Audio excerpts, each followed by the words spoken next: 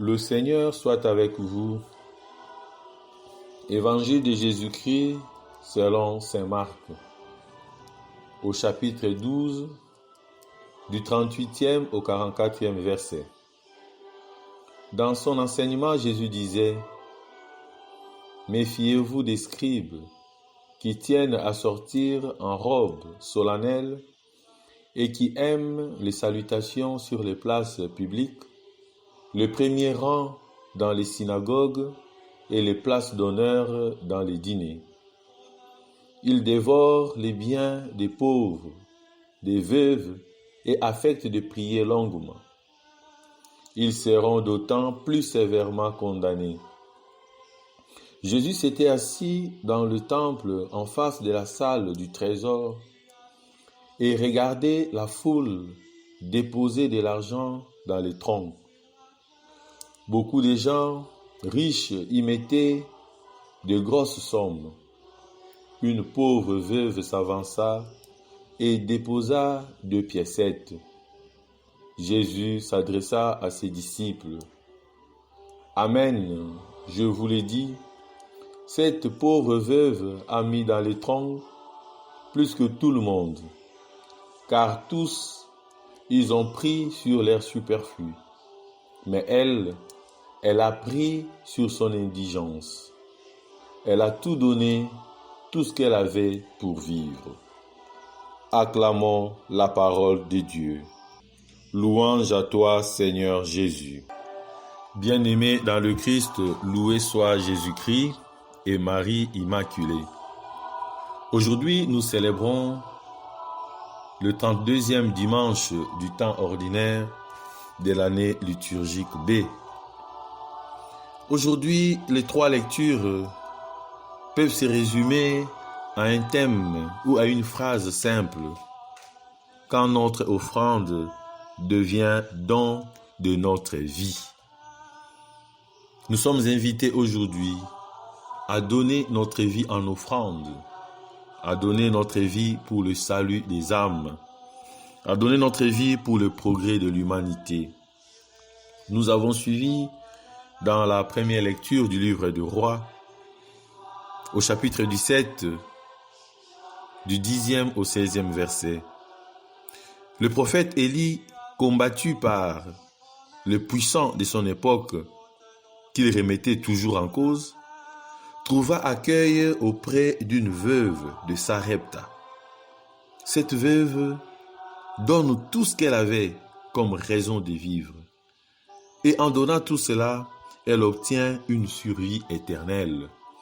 Nous aussi, dans notre vie, dans notre humanité, nous sommes invités à donner tout ce que nous avons. Parfois à offrir aussi au Seigneur nos petites sécurités. Nous avons toujours l'impression que nous pouvons nous protéger par nos biens. Nous avons toujours l'impression que nous pouvons avoir la vie par nos biens.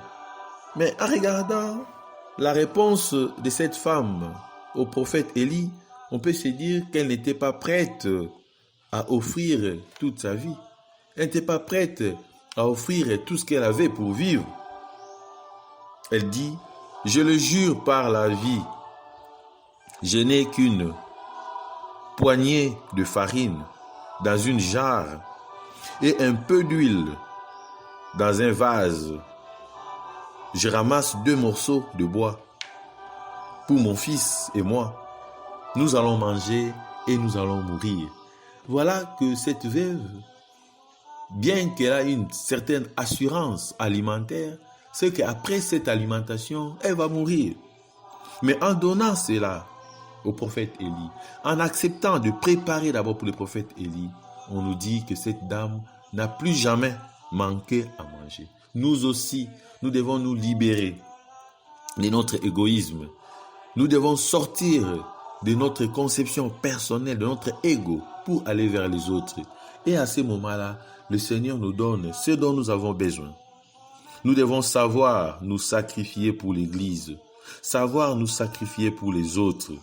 Un don gratuit est toujours source de la vie. En donnant gratuitement, nous recevons en abondance ce que le Père nous donne. C'est pourquoi, dans la deuxième lecture d'aujourd'hui, on nous parle de ce Christ qui n'est pas entré dans le sanctuaire construit par les hommes, mais il est entré dans le ciel. Il s'est offert une seule fois pour nous. Il s'est donné une seule fois pour nous. Voilà notre raison de vivre. Voilà notre raison de croire. Voilà notre raison d'être heureux. Voilà notre raison de la foi. Parce que le Christ n'a pas passé le temps à s'expier chaque année comme le prêtre à son époque, mais il s'est donné une seule fois pour que nous comme hommes, comme chrétiens, nous puissions avoir la vie éternelle. Voilà pourquoi nous sommes invités à un don de nous-mêmes. Nous sommes invités à un don de notre être pour que tout puisse aller de l'avant. Loué soit Jésus-Christ.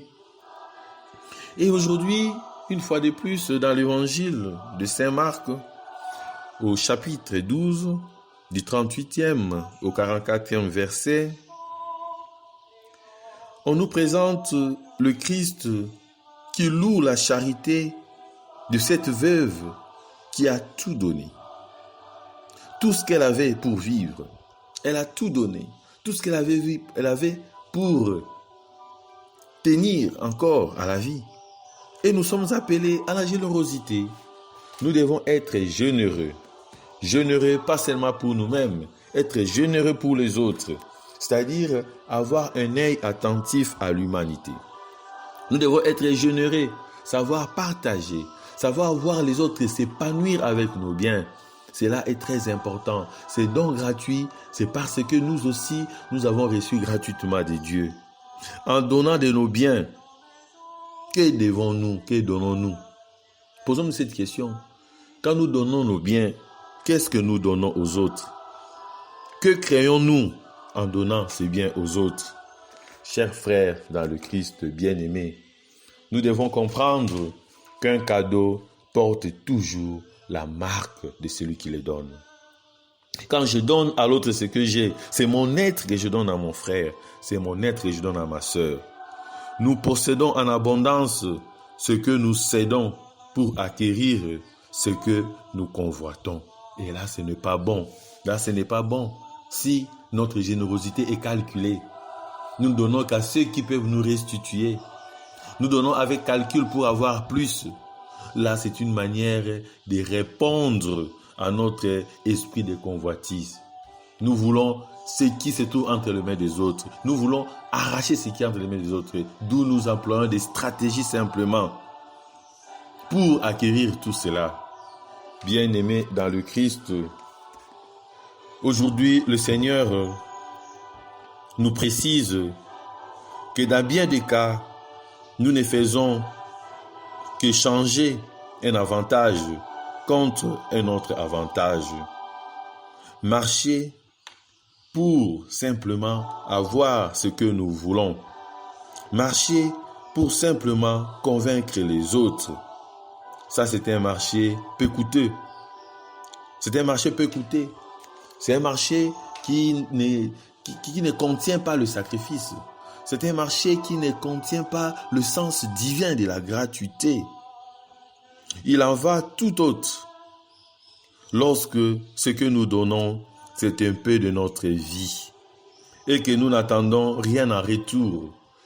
Quand ce don est gratuit, c'est à ce moment-là, comme image de Dieu, nous nous offrons aux autres. C'est à ce moment-là, comme image de Dieu, nous rendons les autres heureux. Voilà pourquoi, bien-aimés dans le Christ, servir le Créateur de tout bien, c'est partager ce que nous reconnaissons être don de sa bonté. Puisse le Seigneur nous ouvrir à ce partage, source de vraies rencontres des autres. Que le Seigneur puisse nous ouvrir à ce partage pour que nous puissions, dans un cœur ouvert, recevoir son Esprit Saint. Que le Seigneur puisse nous remplir de cet esprit de partage pour que nous puissions regarder les autres qui souffrent, pour que nous puissions donner à Dieu, pas le superflu, mais nous puissions donner à Dieu notre être même. Nous puissions donner à Dieu notre comportement, notre vie, notre énergie. C'est à ce moment-là que nous dirons réellement que nous appartenons à ce Dieu qui nous a créés. Car il nous a créés gratuitement et il aimerait que de façon gratuite, nous puissions lui rendre grâce. Partageons, aidons, faisons avancer les autres et de cette manière, nous obtiendrons toutes les grâces nécessaires. Amen.